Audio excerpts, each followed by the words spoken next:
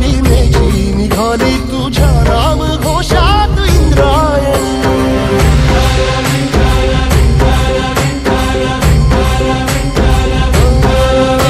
भिडे आसमंती ध्वजा वैष्णवांची उभी पंढरी आज नानावली। तुझे नाव ओठी तुझे रूप ध्यानी जीवाला तुझी आस लागली। जरी बाप साऱ्या जगाचा परी तू आम्हाले करांची विठुमा